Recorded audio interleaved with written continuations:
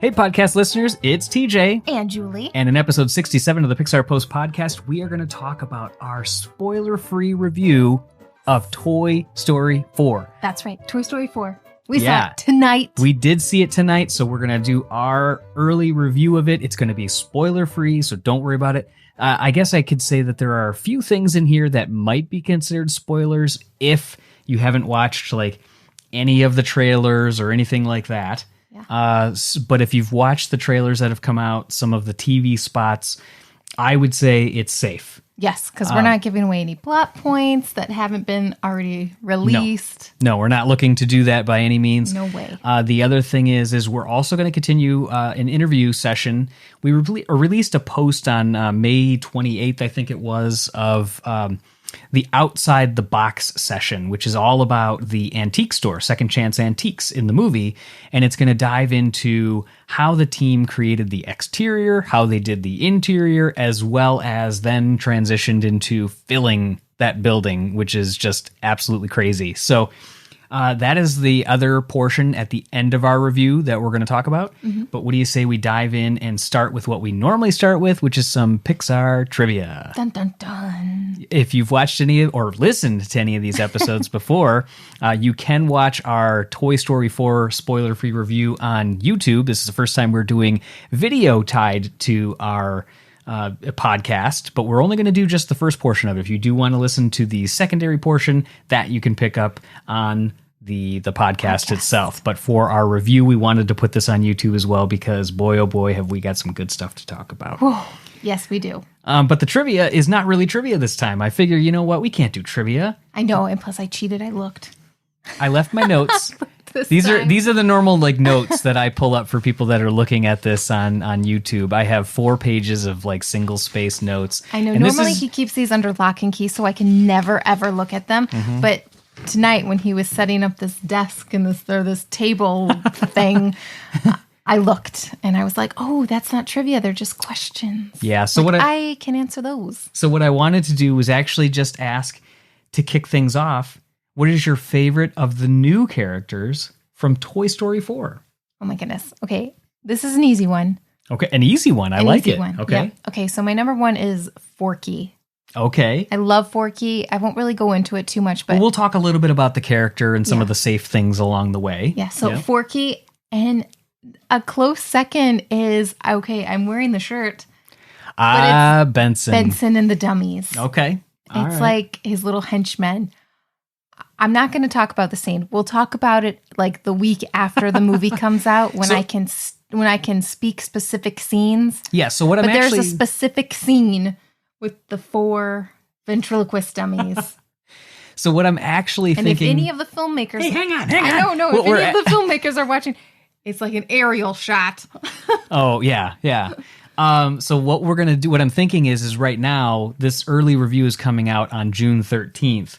What I'm thinking, though, is that since the movie comes out on the 21st, I'm figuring either the Sunday the 23rd or Monday the 24th, we'll probably have our hangout, our live hangout, where we get everybody together and do a YouTube live stream where we just talk about, here's everything, here's all the nitty gritty details. But that way it gives people opening weekend, because if you can't see it opening weekend, we can't wait forever, people. We got to get going here. Well, next week you're seeing all 4 of them. Yes. Is anybody else, we're very interested to see, is anybody else going to the marathon where you get to see Toy Story 1, 2, 3, and 4 in order? It's like an 8.5-hour day, and I am so excited. Yeah, he's doing it. I can't, because I don't think Leo would sit. No way. He would. No, he's not going to be able to sit for 8.5 hours. He would be like, can we go to the park? When's the time to play with the park? Yeah, he's going to want to do other stuff for sure. Yeah. I mean, you can't expect a kid too long to sit in a movie theater. To sit quietly for 8.5 hours as a 5-year-old. Yeah. That's too much. But you even said yourself, you're like, I'm not sure I could do it either. I don't know if I could do it. That's a long time. I'm a little worried about it, just in terms of like, am I going to like nod off or something? Like, 8 hours of sitting in the dark is going to be interesting. Well, it's hard to, I'm not like a binge watcher of like shows and stuff. Right. So I think that's why. Right. It'd be hard. Right. Yeah, Certain I don't know. Shows, I guess I could. Yeah, we'll see. But yeah, so back to the question here. So my favorite new character, it probably has to be Forky as well. I mean, he's a scene stealer. He got the most consistent laughs in the theater. Oh my goodness, our son could not stop laughing. Oh yeah, giggling the entire time. Every time he was on. Yep. There was a couple scenes with these guys, with Benson and the dummies. Yep. That kind of make you jump. Yeah, he had several jump scares. Oh, and it was classic. Oh my gosh, I wish we had like a video camera just on him, because he had a tray of popcorn, like a kid's tray of popcorn in front of him in one of the scenes. I'm not going to talk about it, but it jumped and he went like this. And it was just popcorn all over him. Yeah. And he just looked and then he started giggling. Yeah, because he looked to you for like assurance. Like is this okay? Right. Yeah. It was funny. And I looked at him, he's got popcorn all over him. That's because he really jumped. It was just funny. It was great. There's definitely those moments for sure. But Forky, I think, is my favorite. I think he was the crowd favorite. I wrote this up actually a little bit later, but I'll mention it now. So for anybody watching this, you're going to be able to see me like read through these things, which is totally different for us as well. Yeah. But Forky definitely got the most consistent. Like I said, he got like roiling laughs. Like, like before the water is fully boiling, every time he was on screen, somebody was giggling or there was like a soft laughter that would build a little. But I think, and tell me what you think too, I think the biggest laugh of the night goes to Duke Kaboom, though. When near the end of the film, I'm not going to say what it is, but at the end of the film, he does something that gets a big laugh. And I think that was actually the biggest like burst of laughter. Okay, so yeah, I guess you're right. The Ducky and Bunny, though, got a lot of consistent laughs. You're right. I mean, big laughs, too. I'm not going to go into the particular scenes, but they got quite a few. Well, they got me, probably the biggest. Yeah. Yes. Yeah. I definitely lost my mind at one point. I was very excited about it. But before we get too deep into the details, what about the returning characters? What did you think about, don't go into the details yet, but what was your favorite of the returning characters? So, I mean, it could be anybody from Buzz, Woody, or the rest of the gang, Rex and Jesse and Bo, or anybody like that. I mean, I do love Bo Peeps. I like her transition, like her transformation. Yeah. So maybe, I'm going to say Woody. Yeah, me too. From the returning character standpoint, I think this film drives home Woody. Although Buttercup might be a close second. Well, he's got a lot of great one-liners for sure. But Woody, I think if you look at all the movies, this movie has his biggest character arc. And I think that at least to me initially, I'm really excited to see the movie marathon of all 4 movies, because then I'm going to be able to put some of these other questions that I'm going to pose in context a little bit more. But to me, I think he has his biggest arc in this movie of a realization of what he needs to do and how he can best serve people. So I think, or other toys. So kids. I think, kids, toys, everybody. I think he just has a bigger arc in this one than the others. So that's my take on it. So yeah, we're in agreement on Woody. And our son, his favorite character, we asked him when we left, or when we got out of the movie. Yeah. And he said Giggle McDimples was his favorite, followed closely by Forky. Yep. But he said his overall favorite character is Woody. Yes, he did. Yeah, he said he liked Giggle McDimples because of her good laugh, like it made him smile. And then the fact that she helps rescue pets, which is no spoiler because obviously like she's part of the Pet Patrol, of Minneapolis. So I think that's really cool that, he connected with her as well. But just because of like that sweet reason of, she saves pets. She saves pets. That was his reasoning. That's so cute. It was really cute. So yeah, we'll be interested to see what everybody else's thoughts are. So if you're listening to this or if you're watching this and want to tell us, let us know in the comments down below or send us an email, info@pixarpost.com or any of our social media channels. Let us know what your favorite new character and favorite returning character is. We'd love to hear that. If you're listening to this on the 13th again, like right when we're launching this at noon Eastern on the 13th, you still can check out not only the movie marathon, but if you happen to be in France, you can see at the Annecy International Film Festival at June 14th at 4 p.m. France time. You can still check out the movie there. France time. France time. I'm sure it's some kind of standard European time, standard. I like France time. I think it's actually just GMT. I think it's a general mean time. So no France time. France time. Hashtag France time. So let's see. So I talked about the fact that we're going to do our spoiler one, and we're going to do either the Sunday the 23rd or 24th. The big issue I'm having now is that we saw it today, the 12th, and I have to wait 8 more days to see it again, and then we're going to see it again on launch day. We'll probably go with Leo again. Yep. But yeah, now we got to wait again. I hate having to wait one more time because now I have to, instead of all those things that I'm like, oh, I want to see this again, I have to wait and hope to remember that that's the moment that I wanted to see again. Whereas like normally when I've seen like some of the movies like Cars 3, I went twice in the same day because I'm like, I just got to see it again and clarify this. With Cars 3, and was it Incredibles 2? You saw them both in the same day because you went like after work one day. Yeah. And you saw it in like regular, and then you saw it in like Dolby Atmos. Right. And then IMAX. Like 3D too. Right. And then 3D. You like saw like 3 different viewings. Yeah, not in the same day. The most I did was 2. Yeah. Yeah. But I could do 3. I know. Well, you're about to do 4. Well, because I go in there with a notepad. It's over there onside grab. It's too far. But yeah, I go in with a notepad and I put it on the armrest, or in today's terms, I couldn't. So I just put it on my leg. I cross my legs or whatever and jot notes on little things that I want to talk about that populate these notes. So what do you think you give it on a 1 to 10 scale? This is a tough one on the first seeing because you have like emotional ties. You have like questions still because you haven't fully adopted and analyzed everything. I tend to rate it at a level and then it usually goes up a little bit. Same here. Yeah. But what are your thoughts? My first viewing though, I would say I'd give it a solid 8. Yeah. I say 8, 8.5. Yep. Yeah. If we're allowing halves. Yeah. There's so many things that are great about it. Like we talked about, there's so many laughs. There's so many like big moments. It's a roller coaster. And it's a full story. I mean, it's seamless. Yeah, it absolutely is. It feels like you're not like sitting there going like, oh, this was unnecessary. Like we've heard people say like, why did Toy Story 4 happen? Toy Story 3 was the biggest ending. Other people have said similar sentiments, but what did you say when we were leaving the theater? I said that it was like the most unexpected film that I didn't know I needed. Yeah. Yeah. It's like I honestly, it's like I didn't know that I needed this film.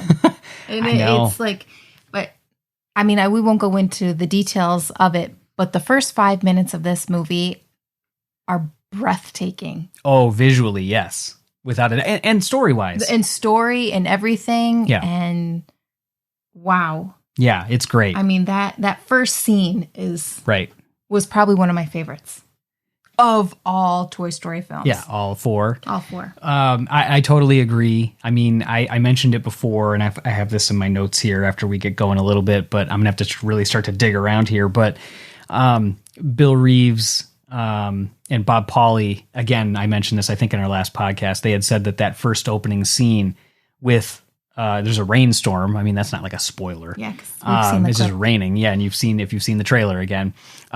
But they said they used most of the effects budget on that opening like 7 to 10 minutes. Mm-hmm. And, is it even that long of a scene?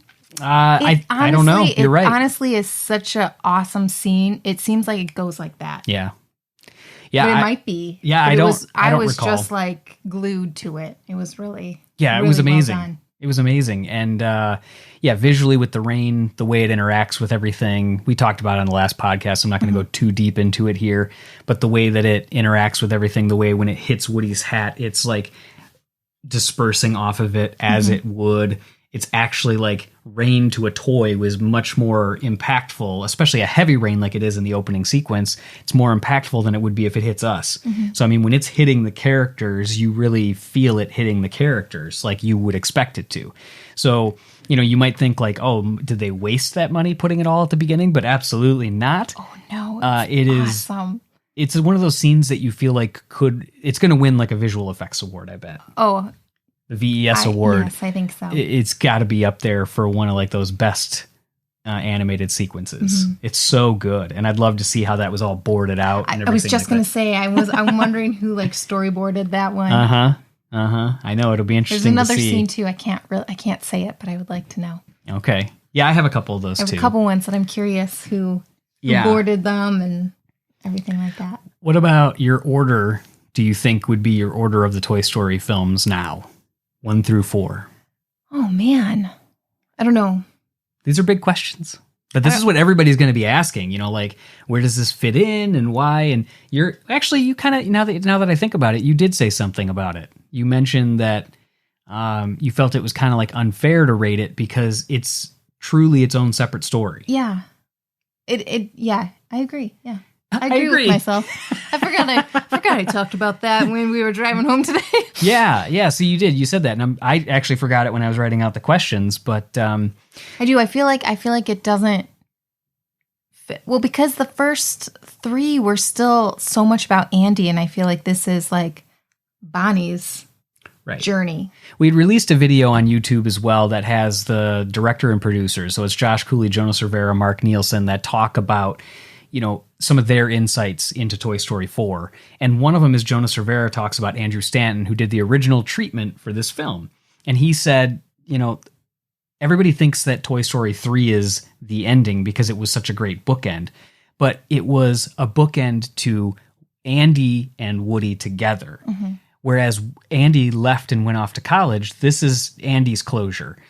It was Woody's beginning with Bonnie. So therefore, that was as Jonas Rivera said, the foot in the door to allow us to have the discussion to look into this and all that other stuff. So I thought that was really cool. So I thought that was a great way to kind of look at it. And I think it opened my mind, and I hope it opens other people's minds a little bit that are saying, you know, this is unnecessary. I don't know why they would do this. They're going to ruin it.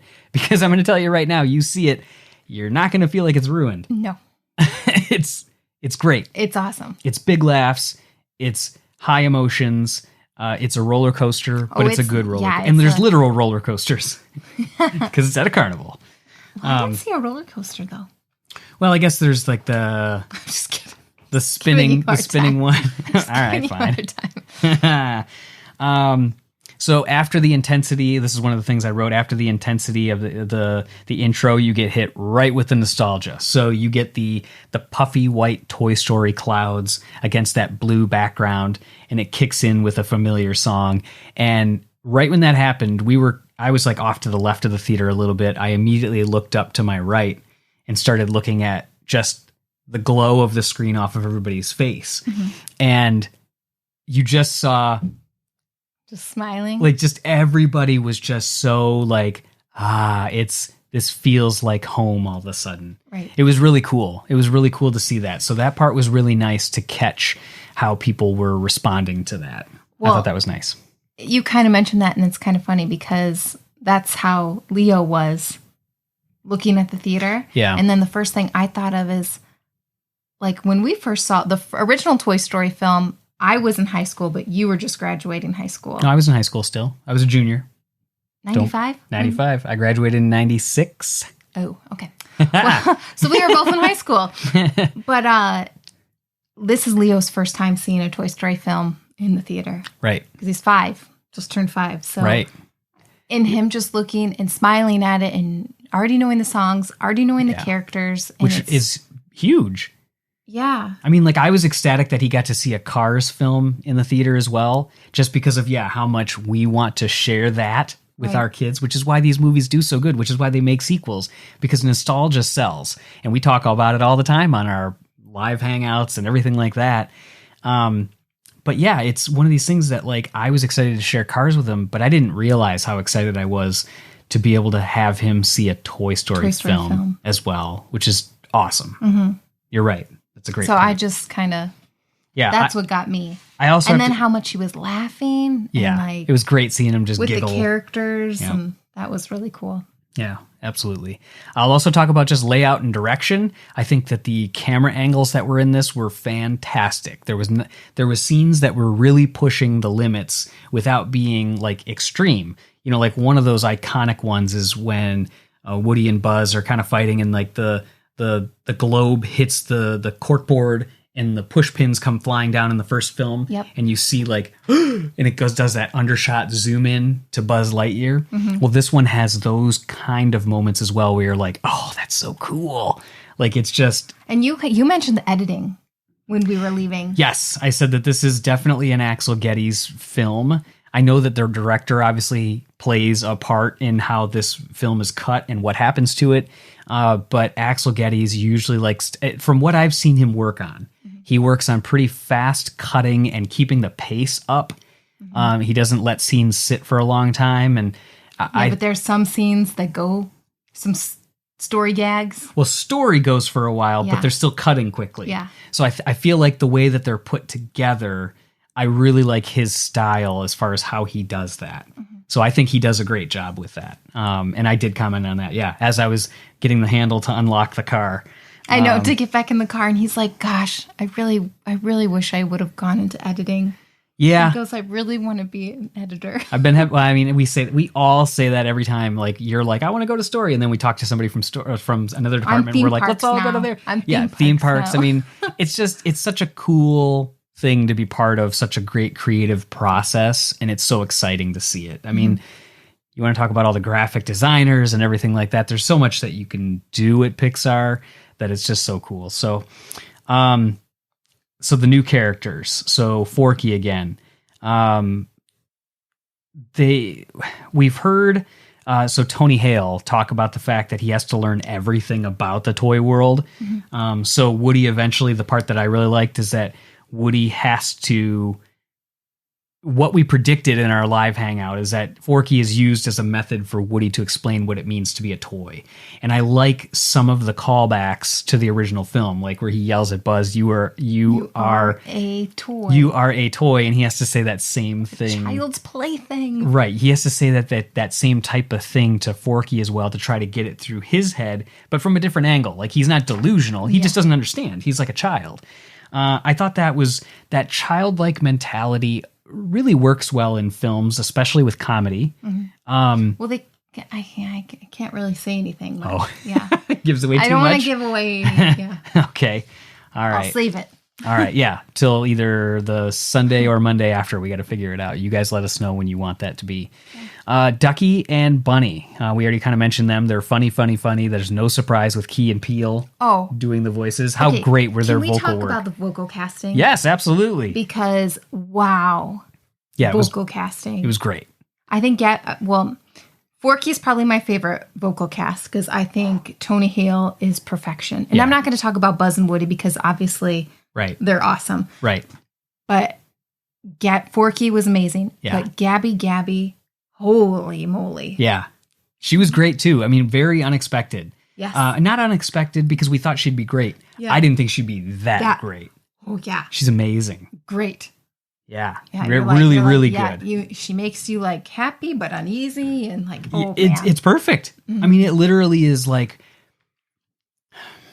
I thought Keanu Reeves did a great job too. I did too. Well, and then Key and Peele were awesome. Well, they're amazing. They're a hilarious comedic duo anyways. Yeah. And it works out that they're two characters that are like stuck together. So they have to be like a comedic duo. Yeah. And the way they play off of each other is exactly as you'd expect. It's great. And then Giggle is the perfect. Yeah, she's got a great voice too. Yeah. Well, I love her voice. We've talked about Allie's voice a lot. Right. But she's like the perfect like helper. Like she like helps turn Bo's head in a way. Yeah. You know what I mean? Kind of make her think about things. Yeah. And Annie Potts, the thing I wanted to talk about with her too is that I like how take charge she was. I can't talk about one thing that I'm really like hurting inside about that I want to get out, but I really liked how she was like, because she was always the voice of reason in Andy's room And then, once she went over to Molly's room, all these other kind of things, she was always like this extension of reason. But she was always in Molly's room. Oh, yeah. Yeah. But I just thought it was so cool that, how she still was the voice of reason, but with a lot more, not like in a rude way, but like, no, you need to listen to me kind of way. Yeah. And it didn't come across as, stuck up or bratty or anything that you could, or pushy. It was really well done, like how they wrote her character. I mean, between everybody that, touched this film and writing it and pulling things together, Stephanie Folsom did an amazing job. Yeah, it was super strong, but without being over the top. I thought it was really good. Yeah. So yeah, Duke Kaboom, great character. I liked him. I thought his design was great. I didn't know that I was going to like him as much as I ended up liking him. Yeah. And like you said, the audience was loving him. Absolutely loving it. Yeah, there's a part where they said it on the red carpet, so it's not really that big of a spoiler, but like he's kind of a crybaby. And it's just... You know what? I didn't get that vibe. I think you were looking at Leo at one moment. Oh. Did you see the part where he was like laying and like his legs were like kicking, like he was having like a crying fit tantrum? It might have been the popcorn moment. It might have been the popcorn moment.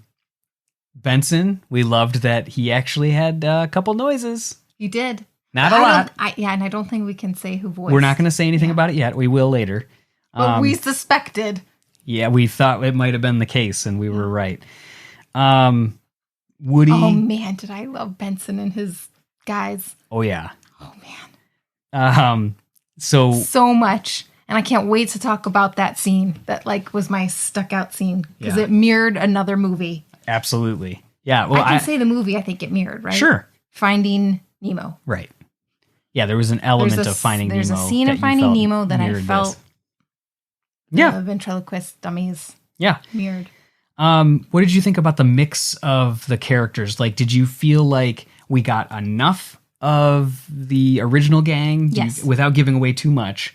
Do you feel like we got enough of them? Did you want more? No, I think we got enough. I didn't need more. I liked it how it was. Yeah. Yeah. I totally agree too. Because I felt like, although it's always nice to see even more, I didn't feel like they were neglected. Mm-hmm. Like it wasn't. Yeah, same here. Yeah. And I mean, like I said, like Buttercup had some good one-liners and zingers. Yeah. But he's usually not in it as much. So it's, you heard from all of, Bonnie's toys and then Andy's toys that are now Bonnie's toys. Right. Yeah, I thought it was good for me. Yeah, I think so too. How about the story? Let's talk about the story because we kind of talked about the characters and a couple of those story elements in there. Mm-hmm. But my opening thoughts on just the story element was overall it was a very tight story. Like you said, it was seamless. It had a big cast, which I love. It was fast paced, but it still allowed for moments of calm. Yes. There were a couple elements that I'll talk about on our full one that I wanted a little more of. But this, like we said, it had big ups and downs. I loved that the story not only put Woody in a tough situation because of Forky, because, you've seen in the trailers that Woody's kind of responsible for Forky. Mm-hmm. So I kind of like the fact that as Woody is in or out of scenes, I thought it was interesting that the gang, the traditional gang, kind of looks to Buzz as the next line leader. And they're like, what do we do? And he's like, bah, bah, bah.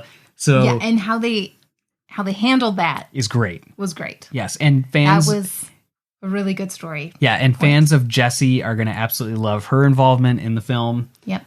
So that's great as well. Yeah, lots of good stuff. But I really liked how they looked to Buzz because he's kind of like, Buzz and Woody. Uh-huh. But then, Jessie kind of nudges her way in there and helps him out, like kind of like you expect. Mm-hmm. Like, he needs a little bit of a helping hand sometimes. He might be tough, but he needs a little help. Dolly has a pretty decent role. Yeah, very strong in it as well. Okay, so there's so much we can't know. So I'm going to talk about this, but that's because we know that that they obviously have to at some point, right? Oh, yeah. So, but you just can't say. Yeah, we're not going to talk about how or where, but the one thing I want to talk about from the story element is Bo Peep and Woody. We know that at some point they're obviously going to meet again. Yeah, we see that in the trailer. We see it in the trailers. And you wow. you had told me how, because you saw this moment at Pixar. Correct. When you went for the press event. And you said it is wonderful. I can't even say. It's beautiful. And so when it happened, what are your thoughts? Because I've already kind of like. Yeah, so I haven't even told you. Like, we didn't talk about this. But like, when it happened, I was like, oh my. I like was sitting there and I was like, what? Yeah. I was like, wasn't it such a brilliant way to make it happen without feeling forced or unnatural in any way? Yes. Wow. It was like perfection. Yes, that is one of those moments that I have to know. I don't even know who did it. Who came up with that idea? Well, and what's crazy is like it's the whole story. I know, sorry. It's if it got like set back. If it's like everything leading up to that moment, and then that moment happens. Yeah. Yeah. That was beautifully done, written, the lighting on it. Oh, everything. Everything. Everything. That's all I will say because I don't want to give anything away. I know. You guys have to see it. And again, sorry if this sounds like we're stunting ourselves. We should probably like highlight some more stuff without teasing this many things. But obviously part of an early review is to get you enticed to go see the film. Yes. So you got to. You will not be disappointed with that scene. Yeah. So many scenes. So I don't think I was disappointed at all. Yeah. And the other thing I'll say is in this review too, we're not even going to hint at anything in the final act. We can't because it gives too much away.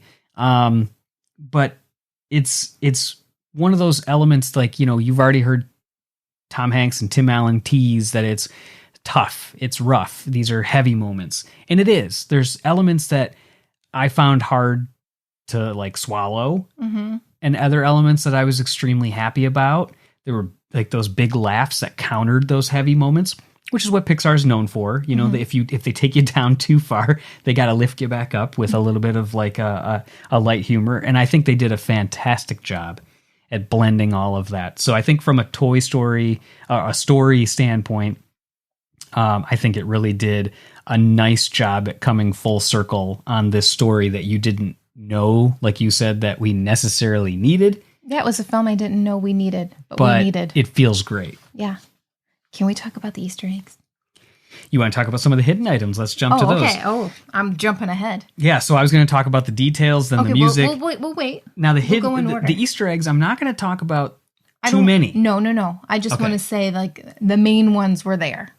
Yeah. That people always look for. Yes. I have a couple things that we'll be able to talk about and one that I want to share because it's too good not to. And it's not that big. Yeah. Maybe I'll hold it. Okay, so anyways, the details though. So the intro is amazing. You must see what they do with the Pixar lamp. Do not be late. Do not come in late. Yeah. You must see the intro to this. It's wonderful. Stay till the end. Stay till the end. Yes, that's actually how I'm ending. Okay. No, that's okay. That's okay because I have a couple extra things that I'll say there, but definitely, yes. Be there early. Stay through the end. Begins with a thunderstorm. We said the feelings, the sounds, the reflections, everything is amazing. We already kind of touched on that. Other things just to notice about the rain as it's coming down, like the front of a front door in a house has like an overhang, or their house does, I should say, has like an overhang where there's like a little lip and some shingles. So as the water's running down the front of the house, it disperses. Mm-hmm. It's literally running perfectly off the sides of that as you would expect it to, and just how it's splashing and coming off of there. I know this is super geeky and way into those details, but it's a beautiful scene. Yes. And it's like stunning. Ren Kleiss, who's done many of the sound designs for these movies now with Lucas, it did this as well. And I can't remember who else it was off the top of my head, just because that Ren Kleiss name stood out when we were going through the credits as they're going way too quickly. I wish we could like slow them down. I know. But I mean, there's a moment with like, as the rain is hitting the car or metal or a coat or Woody's hat, even a cardboard box that's out there. It's stunning how the rain sounds on everything. I mean, it's just amazing. The layered nature of this film and the audio is... It's amazing. Mm-hmm. It's amazing. So we talked about that. One of the other things I want to talk about just real quick on the details, that was a total geekery moment. The inside of Bonnie's bifold closet doors, so yes. they open up, they make a little V shape. In this area, like where it opens on the back end, you see the exposed hinges. Those are brass hinges on hers, and they were clearly wood doors that were painted white. I loved the fact that you could see like brush strokes as they were going on painting the inside seam of that door, that you could see the white paint going over the brass or the bronze or whatever that material was. It looked like a bronze one or whatever, but it looked like you could see like that brush strokes of white going over it, exactly as it would be if you're like, it's the inside of the door. Just who paint cares? it, yeah. Just paint it. I mean, let's not tape off the hinge, it's just, wow, do they think of everything? I mean, they talk about it all the time. Nothing is free in these movies. They take nothing for granted. No. Nothing. I mean, you can see some of the screws being off center in those hinges too. It was just gorgeous. So look for all those kind of things. The last of the details I'll talk about, and then if you have something detail wise, I don't know if you noticed something that really you talked about the storm and all that kind of stuff too. But the other one that really stood out to me is in the antique store, they're walking behind some of the aisles.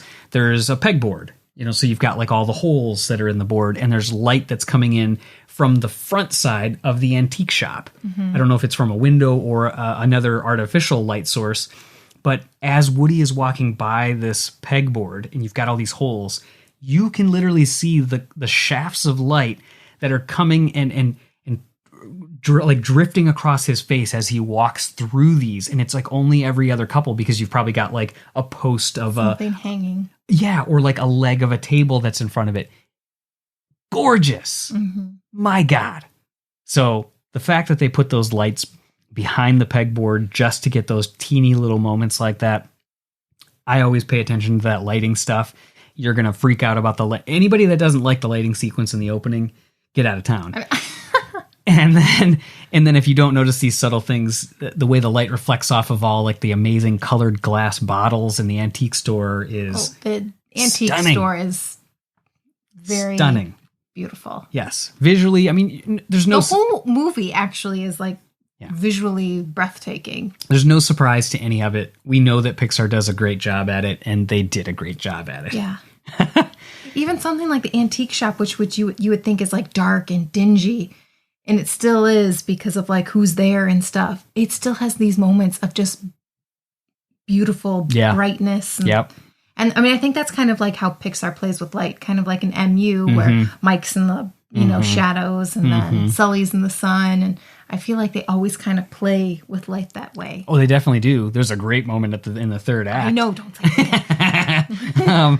Okay, so how about the music? What did you think about the music? So I thought it was good to hear the final mix, because when I saw this at Pixar, there was not the final audio. It was temp music that was part of it. So to hear Randy's final score is always a joy. It's always a privilege to be able to hear what he's thinking and what he kind of does, and how he wove the films together is just so seamless. But did you have standouts? Okay. Or just thoughts? Okay. So I was so involved with watching the film. I heard the one about Forky. Like the original song. Yeah, the because vocal he did song. 2 original songs. Yeah, Randy Newman has 2 songs that have vocals. I Can't Let You Throw Yourself Away, which I actually thought from like that video that we put on YouTube. Sorry to like kind of like keep going as you were talking.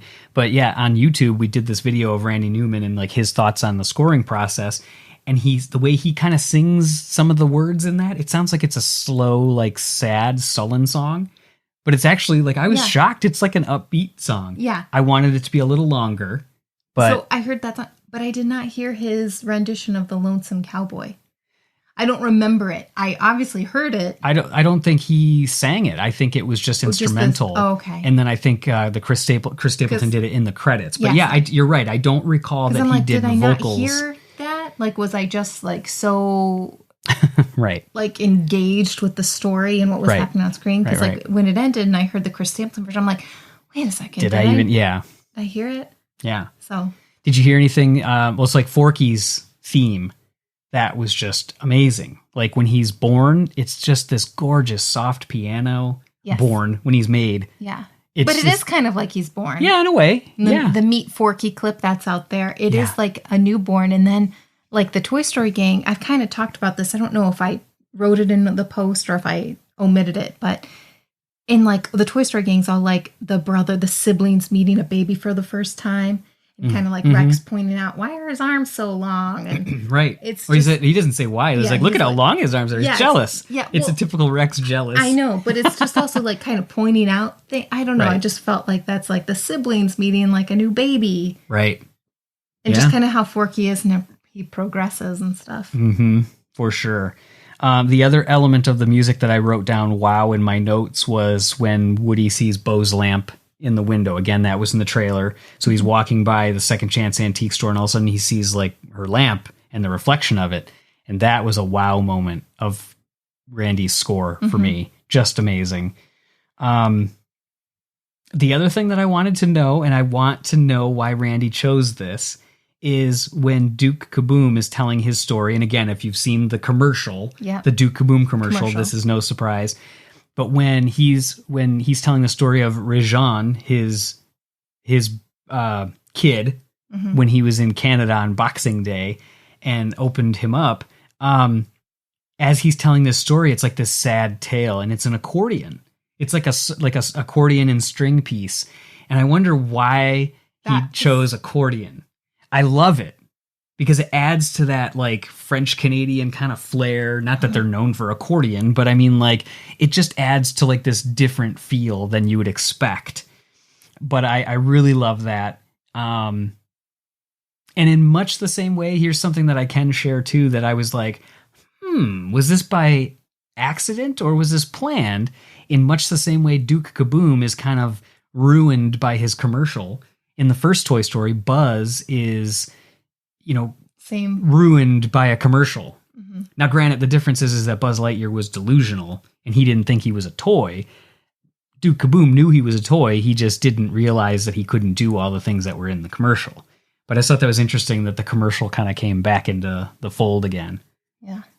But yeah, so the music is always a joy for me to be able to hear. Any other thoughts that you had music-wise? I think the thing that you did mention, though, was just about the fact that you're hearing all those cool callbacks.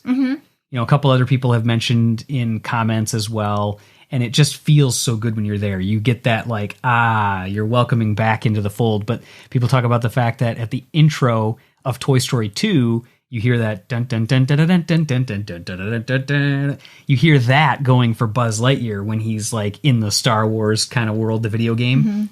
That music is in there too. You hear a familiar theme at the end. Yes, which is fantastic as well. Yeah. So yeah, it's the music is great. Randy did a fantastic job. I think everybody's going to love it as well. So yeah, some of those hidden items. Should I mention that one? No. Okay. All right. So I'm not going to do that one. There's a couple that are safe because you could kind of expect them there. Then the three staples, you can like say that they're there. They're there. Yeah. You've got Pixar Ball, many instances of like a Pixar Ball look. There is a physical Pixar Ball though, which is cool. You have the Pizza Planet truck. I'm not going to say anything else about it. And A113 is A113. Yeah, but I'm saying I'm not going to say anything about Pizza Planet truck. Yeah, no. A113 is definitely there. There's a Dynaco gas station, which I thought was like a cool thing because, that had been there. It made me wonder if it was actually the same location as it was in the first film. Oh, I don't Because know. they're still in that same general area. I mean, I know that Andy's mom moved, but it was close enough. Yeah. But anyways, it made me wonder. And there's a lot of Easter eggs from like the Toy Story tunes. Yes, lots of those. We nailed one of them in our hangout. Yes, I did. As soon as I saw it, I was like, I know I was right. Yeah, and in fact, I saw that on the window. Yeah. It says Chicken Cobbler. So good. I also noticed that Giggle McDimples, and I don't know if this is like just me trying to think too deeply or not, but when Giggle McDimples jumps, it kind of sounds like P.T. Flea when he hops. Yeah. Pew, pew, pew. I think it's just because she's little, but I don't know if it's the same noise. Yeah, and as you alluded to, definitely stay after the credits. It's not like one of those like big cut scenes like where you're getting a whole bunch extra, but I still think it's almost better than one of those little cut scenes. It was good. Yeah, and whereas Brave offered the touching tribute to Steve Jobs at the end of the film with the Will o' the Wisps, this film offers two amazing tributes as well. One for Don Rickles, of course, the voice of Mr. Potato Head, and then also Adam Burke, who is a beloved animator at the studio that passed away as well. Yeah. So that is just absolutely, I mean, it's like one of those things where you even said, I was hoping they were going to do that, especially for Adam. For Adam. Yeah. And there's a couple other like Easter eggs that were hidden within the film, which made me, we never met Adam, but we've like seen all those tributes and stuff. Right. Can I say it? Like the Easter egg? Yeah. That was from the studio. Yeah, I think I included it in our podcast in the last episode, as far as the sub interview that I did with Craig Foster. Yeah. And so there's like a bar within Pixar, or like a that one. That one. Oh, okay. Yeah, I don't. That's up to you. Oh, I kind of already said it. Okay. It's not a plot point, but the Lucky Seven. Yeah. And that's what got me thinking about, like, I hope they're going to do something. I was looking for something, if something said Burke. Oh, got it. Something, because when I saw that's when I was like, oh, maybe was that like a tribute to him? And then when I saw the very end, that we'll show the logo for the Lucky Seven bar, but not on this one. We'll do it on our larger one, because we have shot glasses from the Lucky Seven bar in our cabinet here. But they also hung one of his like signature hats in the antique shop as well, as a tribute to him, which is just fantastic. So yeah, it's a great ending. We saw so many. Holy cow! There's so many Easter eggs. When they said there's like 10,000 pieces within the antique store, shop, there's definitely hundreds. I swear, there's like probably like 4,000 probably just Pixar items, because like there's a lot. We saw a lot. Yeah, I mean, from early short film, you can keep your eye out for short film stuff. Keep your eye out for all the standards. We saw like MU, Toy Story of Terror, Toy Story of the Time Forgot, tons of shorts. Yes. A lot of the films. Yeah, I mean, Craig Foster talked about the fact that there is something for every piece of Pixar projects that they've done. So that's something. But obviously it's cool that they even did like Lucky Seven. And they're stylized different. Yeah, they're very stylized. Like, yeah. Yeah, it's awesome. That's really cool. The graphics department had their hands full on this film, much like, the Cars films, where the Cars 2, where they had to populate that whole world that looks like Times Square when they were in Japan. Were you thinking about like, oh man, when this comes out on digital release, we're going to just like frame by frame? You're going to have to. Yeah. Yeah, every frame. You're going to have to be like, click, click, click, click, nope, click, click, yes, click, click.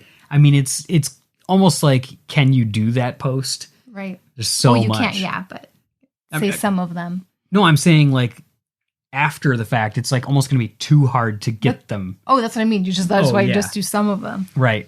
So any final thoughts on Toy Story 4? Yes, but I can't say them.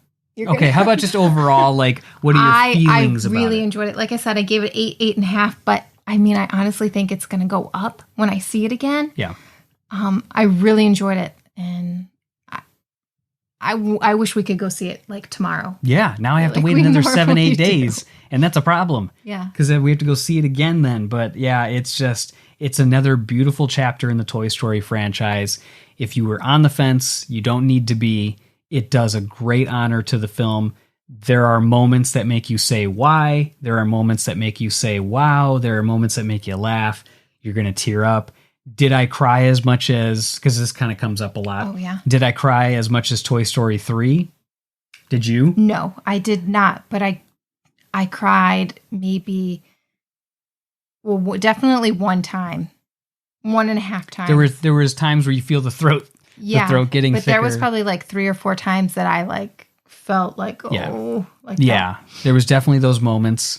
Did I cry as much as Toy Story 3? Not in the least. Mm-hmm. Toy Story 3, I was a sobbing mess because I was about to watch all of these characters that I've grown to love burn up in a not fancy way in a trash dump. Yeah. Like, if there's another film that has heartbreak or something like that, that's different than like straight up death. Mm-hmm. Yeah. You think the demise is coming. But yeah, I didn't cry as much as Toy Story 3, but that doesn't mean that I didn't enjoy it as much. It still definitely had those big moments.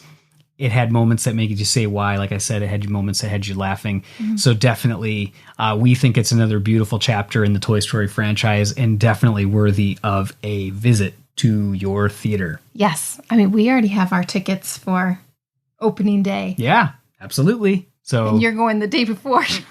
got to see it again. Yeah, five movies in 2 days. I love it. So okay, so that's our thoughts on that. What we're going to do is just do our intro to the interview as far as with the gang here. So it's going to be with Stephen Karski, who's a set supervisor, Thomas Jordan, who's also a set supervisor, and Rosie Cole, who is a set's technical director. And again, this is based on a post we did on May 28th. It's called Outside the Toy Box. In this session, we learned all about the sets team and how they conceptualized and created the antique store and the carnival. There was approximately 30 people in that department. We only heard from 3 of them, but this is that interview there. So you're going to hear the interview kicking off with the daunting task of how do you create the antique store? This giant place that has to be filled with all these pieces, 10,000, as you've already mentioned, 10,000 elements like books and lamps and all these other things that are in everything. there. Everything you can imagine is there. You can think of. They'll talk about the building's exterior, their interior, how they came up with those tiny details like the dust, even the artificial spiders that they designed to make the cobwebs in the corners that if they had to do it themselves would have taken way too long. So, which is very interesting. Oh, yes. Just amazing. I mean, that blew my mind. Yeah, same here. That was one of the things that you spoke of as soon as we talked that night. Yeah, because it's this little red dot that they somehow or another, when you've got 2 pieces of wood that are coming together at like a junction, that they are like, yeah, that's where like a cobweb would be and how it does that. And it's crazy how far technology has come. It's amazing. So, so we're going to go ahead and play that interview now. And hopefully you guys enjoyed this video presentation of our review as well. Yeah. And be sure to stay tuned. We're going to have plenty more to come about Toy Story 4, including our full review after opening weekend. Hello and welcome everyone to this Toy Story 4 talk called Outside the Toy Box, where we in Sets, which is the department of 30 people who make all the worlds in Toy Story 4, will be taking you to 2 very exciting new locations for this franchise. We are Steve Karski, Rosie Cole, and Thomas Jordan.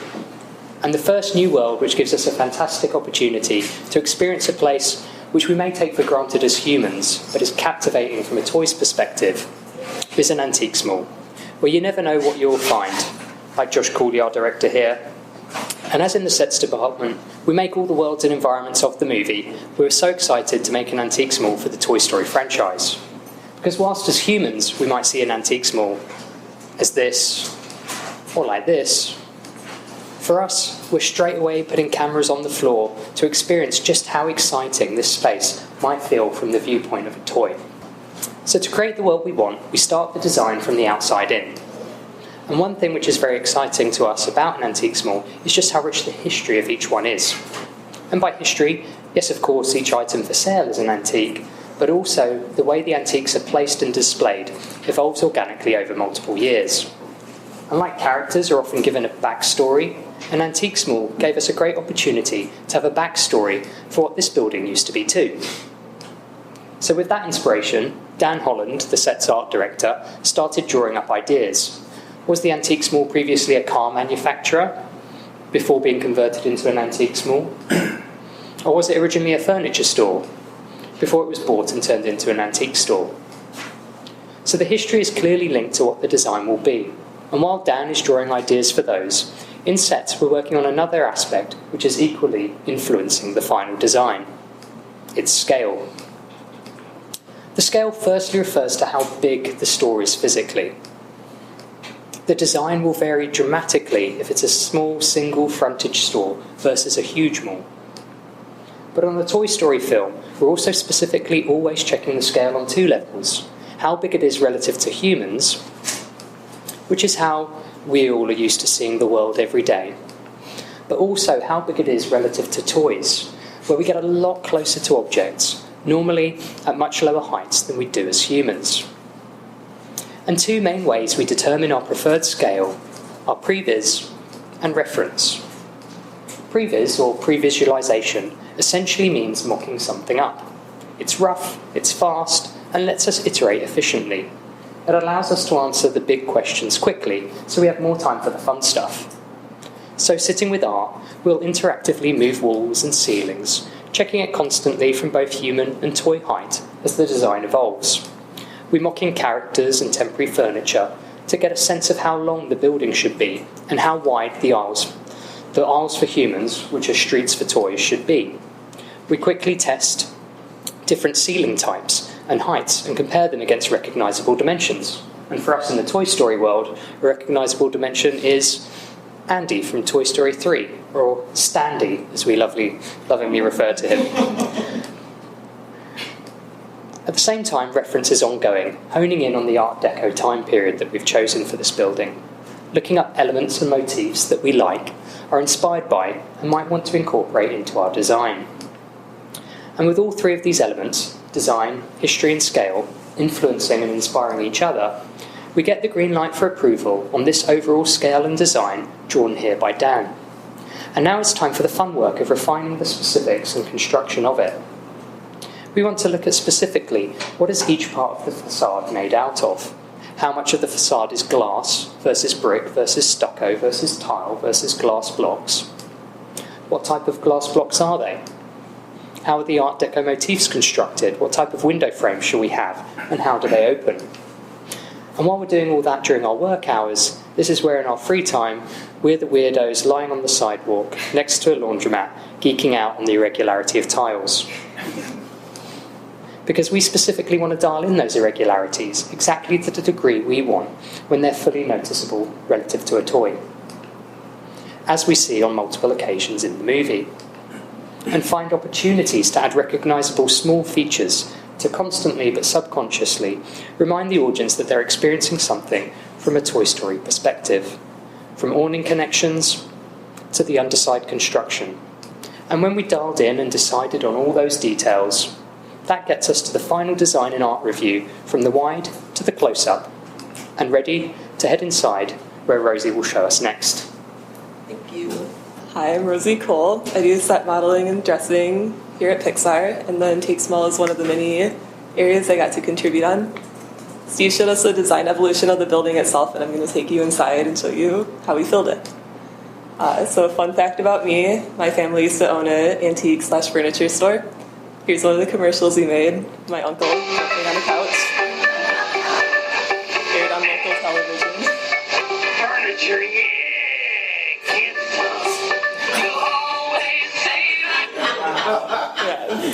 So, because I grew up playing in antique stores as a kid, I'm pretty familiar with all the fun nooks and crannies one can find inside of them, and the various displays and hiding spots. What we know of our Antique Mall is that it's complex. It has about 10,000 individual props that need to be placed in a way that is random, like an antique mall should be, but also cohesive and appealing. So how do we fill it? To start, we built this warehouse, which contains the massive amount of props we created for TS4, as well as some from previous Pixar films. The warehouse has specific areas for things like kitchenware, tools, baskets, boxes, etc.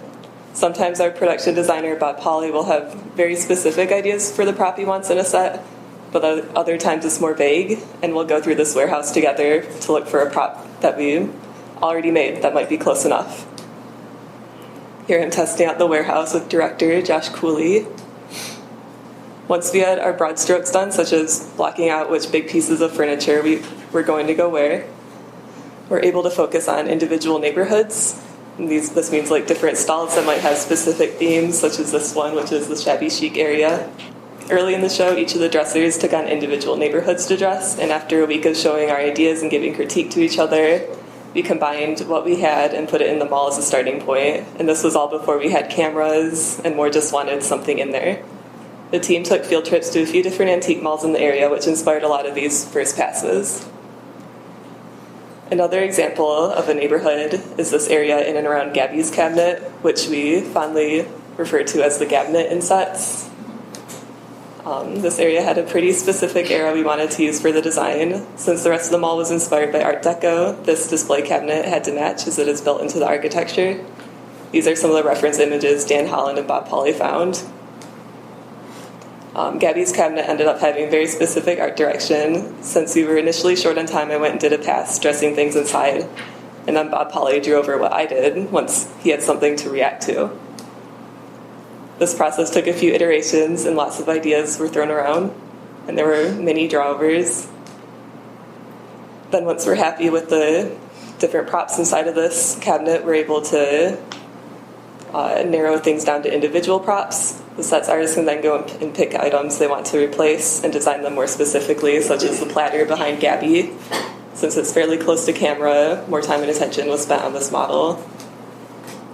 These images are what we call a model packet, which provides reference and usually a piece of artwork to convey what the artist would like to see. Sometimes these include blueprints and dimensions and notes, but not always, like in the case of the cabinet, where I was given a fairly rough piece of art at the beginning and we figured out the rest of the design from there.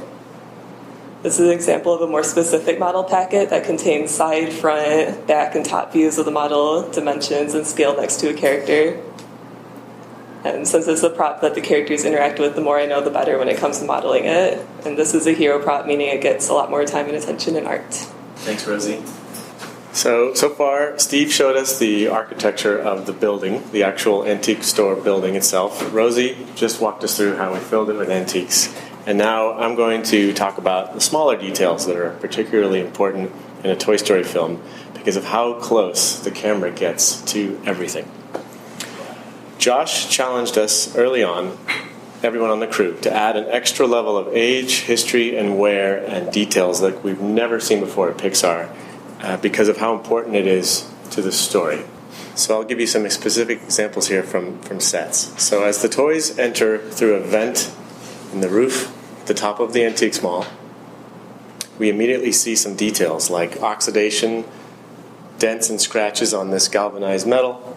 There's dirt, dust, and rust that has accumulated over decades.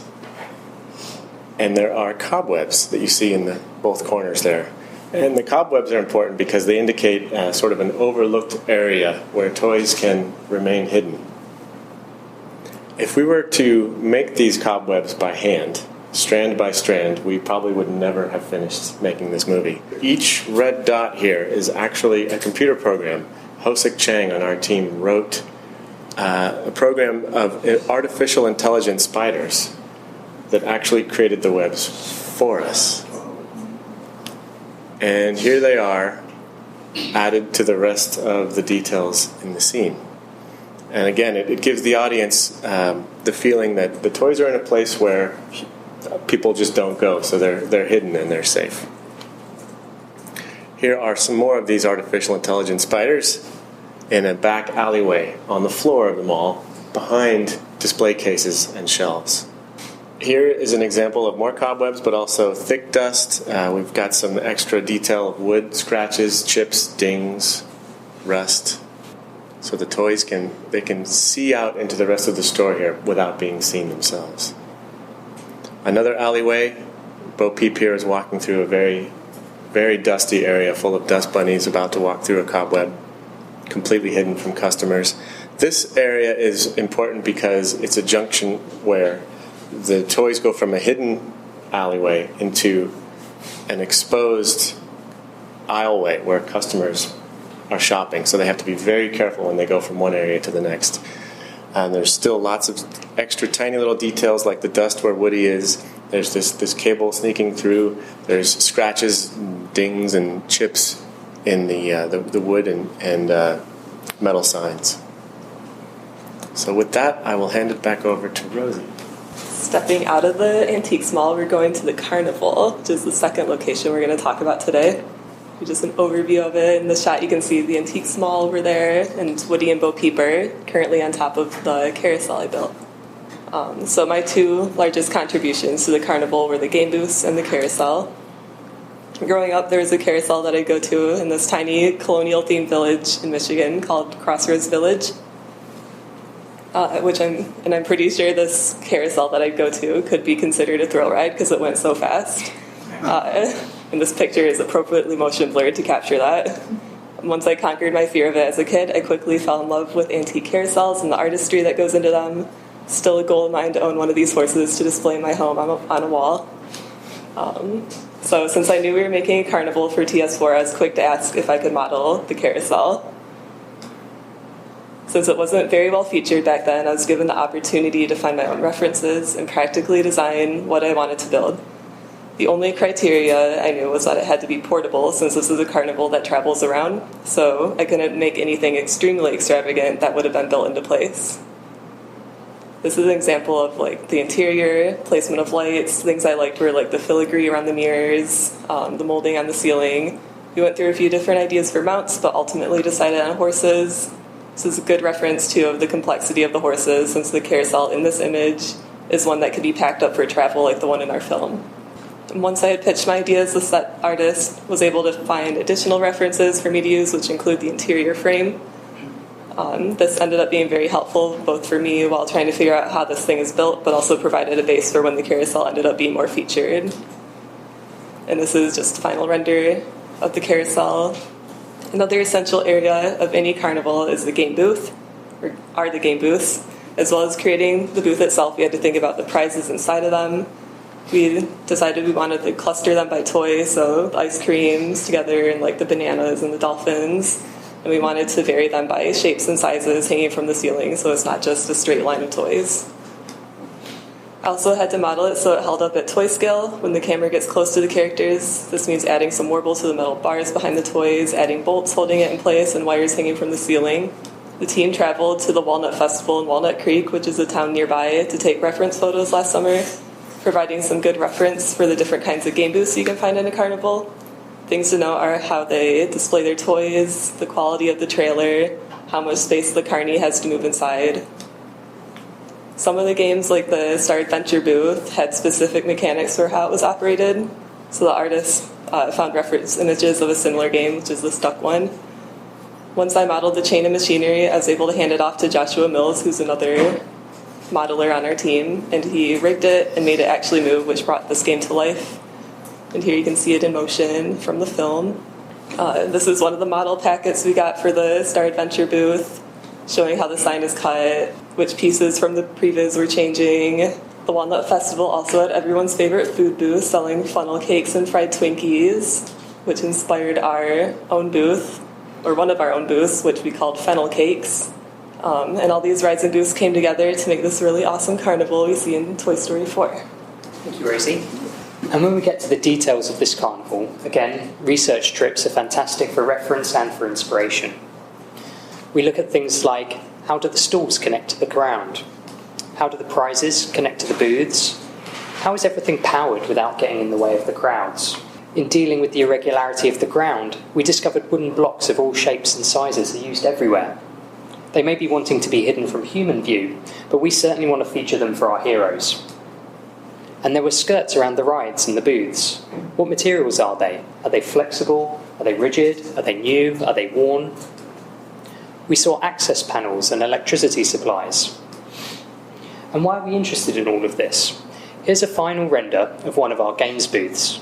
A vinyl skirt to provide cover for the toys, wooden blocks for detail and a scale cue, and that access panel, as well as a beautiful detail, can also be useful for other reasons. Other things we noticed, trash cans are everywhere. Great for humans, better for toys. Why? Because when in the movie, Buzz needs to run to the carnival, he needs cover anywhere he can find it, behind railings and trash cans. And so that when he has his sights on where he needs to go, he can use the buckets, boxes, hay bales, traffic cones, gas canisters, folded signs and cinder blocks as cover to get to his destination. For adding movement to Rosie's beautiful carousel, we filmed inside real carousels. And one of our technical wizards, Joshua Mills, worked out all the correct cog ratios and mechanisms so that when we go inside the carousel, all the working parts are animatable and move correctly relative to each other.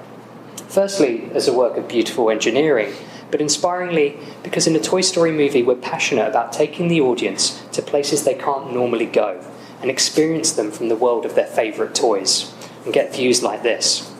And speaking of other cool things, I'll pass it back to Thomas. Thank you, Steve. Our director, Josh Cooley, wanted a carnival in Toy Story 4 that was reminiscent of the one that traveled to his hometown when he was a kid.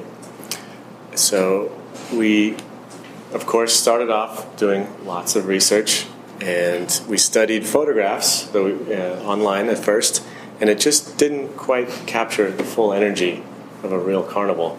So, of course, we had to go to a carnival. This is an example of a carnival in Massachusetts, but we found one that's more local. But this shows all the energy how dynamic it is. And there's so much movement, both in terms of the rides, but also the blinking lights. And when you're there in person, of course, there's lots of sound too, music, and usually screaming at carnivals. We did a lot of studying of actual real-life carnival rides. Even though the carnival in Toy Story is custom created for our film, we were inspired by real-life rides, especially from carnivals that are traveling, because that's what ours needs to be as well. This is a real-life octopus ride, and here is our version in Toy Story 4. It's called the Tarantulas.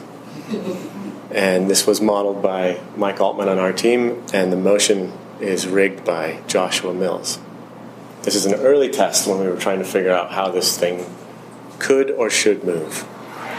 Along with the movement of the ride, we also needed to develop how our lights would blink, the color of them, the shape of them, how it all works together. This was an early test done by someone on our team, Hosik Cheng.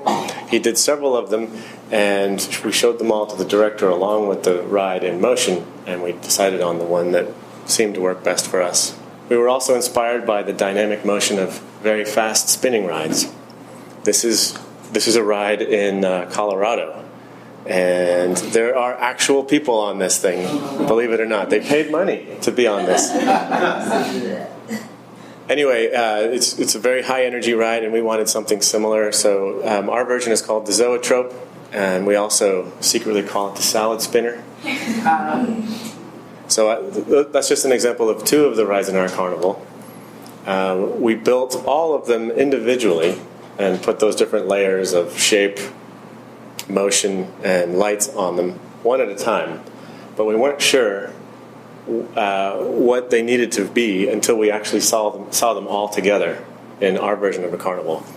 So this was a test because we weren't ready to start shooting the scenes of the film in the carnival yet. But we knew we needed to start figuring out what our carnival was. We couldn't wait. So we did an early test here. We made a few test shots. This is not a shot that's in the film, but it did serve to answer a lot of questions for us about how the rides looked next to one another, from the perspective of potential carnival goers, from the perspective of how big crowds should be. So the crowds team was a different department. They found this test quite useful to figure out how populated the carnival should be. From a set's perspective, these are Rosie's game booths. We needed to figure out how the lights should blink. And, is it the right amount of energy? Does it feel believable? So this was the carnival that ended up in Toy Story 4. That concludes our presentation. Thank you very much. Yeah, and I'll just mention really fast, these are just two of many locations in the film, and we are just 3 of 30 people that were on the sets team that built all of the sets in the film. So, again, thank you very much for joining us, and we're ready to answer any questions you might have. So how's about on the AI spiders, the cobwebs? With those, and I don't know if this is an applicable question for you guys or not, but when Bo Peep then goes through that one and interacts with it, is that just as simple as, now she's interacting with it, or was there something else that had to be done specifically for that one since she's swatting it away? You are very correct. That was a very special case scenario. So most of the other spider webs were created to just remain motionless. There are a few in the movie, and that one in particular, that actually needs to interact with the characters, and that was a special case scenario. So that there's a separate program that's not the one that creates the webs. It's not the AI spider. There's a separate simulation that was run based on Bo Peep's actual staff motion. So it's completely separate. Yeah, it reminded me kind of like it looked like Bing Bong's cat candy in a way. Oh, cool.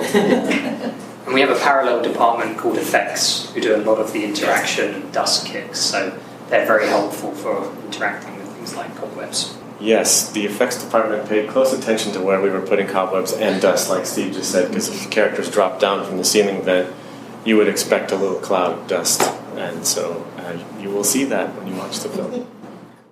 All right, hopefully you guys enjoyed that interview as much as we did with Stephen Karski, Thomas Jordan, and Rosie Cole. Just an amazing amount of detail that goes into all of these sets, and what a great thing to hear all those details, right? Mm-hmm. Yeah, absolutely. So, well, that about wraps up episode 67 of the Pixar Post podcast. So be sure to follow us on all of our social media channels, Twitter, Facebook, Instagram, YouTube, Pinterest, and subscribe to our podcast on Apple Podcasts, Google Podcasts, Spotify, Overcast, or heck, wherever you listen to your podcasts. Lastly, if you like today's show, let us know. Rate us on Apple Podcasts, leave a comment on our site, or send us an email at info@pixarpost.com. Signing off as usual, I'm TJ. And I'm Julie. And be sure to stay tuned to pixarpost.com all week for the latest Pixar news. Bye-bye.